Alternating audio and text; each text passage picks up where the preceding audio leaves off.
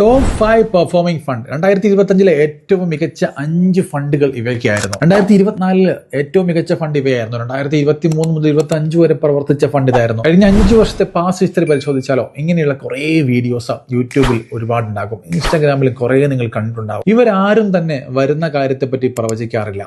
2026 30 എന്താണ് സംഭവിക്കുകയെന്ന് ആരും പറയാറില്ല. കാരണം അവർക്ക് അറിയില്ല. ഇവരിൽ ഭൂരിഭാഗം ആളുകളും NIS ലൈസൻസ് ഹോൾഡേഴ്സോ അല്ലെങ്കിൽ സെബി റെഗുലേറ്റഡ് സർട്ടിഫൈഡ് ആയിട്ടുള്ള ആരുമാകില്ല. ഇവർക്കൊക്കെ തന്നെ ഈ മികച്ച വരുമാനം കിട്ടുന്നത് യൂട്യൂബ് മേഖലയിൽ നിന്ന് തന്നെയായിരിക്കും. അതുകൊണ്ട് തന്നെ ഇവർക്കാർക്കും നിങ്ങളോട് യാതൊരു പ്രതിബദ്ധതയും ഉണ്ടാവില്ല. ഈ പറഞ്ഞിട്ട് അവരവരുടെ വഴിക്ക് പോകും. നിങ്ങൾക്ക് നാളെ അവരെ കോൺടാക്ട് ചെയ്യാനോ എന്തുകൊണ്ടാണ് നിങ്ങൾ പറഞ്ഞ ഫണ്ടിൽ ഞാൻ ഇൻവെസ്റ്റ് ചെയ്തിട്ട് അത് കുറഞ്ഞു പോയതെന്ന് ചോദിക്കാനുള്ള അവകാശവും ഉണ്ടാവില്ല. ഈ വർഷം പാസ് ഹിസ്റ്ററി 25% തന്ന പല ഫണ്ടും അടുത്ത വർഷം 10%, അതിനുശേഷം 5% ആവാനും സാധ്യത വളരെ കൂടുതലാണ്. സോ ഫണ്ടമെന്റലി സ്ട്രോങ് അല്ലാത്ത ഒരു ഫണ്ടിന്റെ പിന്നാലെയും നിങ്ങൾ പോകരുത്. ഒരു മിനിമം റിട്ടേൺ തന്നുകൊണ്ടിരിക്കുന്ന മികച്ച ഫണ്ടുകൾ മാർക്കറ്റിൽ അവൈലബിൾ ആണ്. അങ്ങനെയുള്ളപ്പോൾ ദയവ് ചെയ്ത് പ്രിയ സുഹൃത്തുക്കളെ, മ്യൂച്വൽ ഫണ്ട് ഇൻവെസ്റ്റ് ചെയ്യണം, പെട്ടെന്ന് കോടീശ്വരനാവണം എന്നുള്ള ചിന്തയല്ല വേണ്ടത്. നല്ലൊരു പോർട്ട്ഫോളിയോടെ നിങ്ങളുടേതായിട്ടൊരു ഗോൾ ഡിസൈൻ ചെയ്ത് മാന്യമായിട്ടുള്ള റിട്ടേൺ കിട്ടണം എന്ന് മാത്രം ചിന്തിച്ച് ലോങ് ടൈമിലേക്ക് ഇൻവെസ്റ്റ് ചെയ്യുക.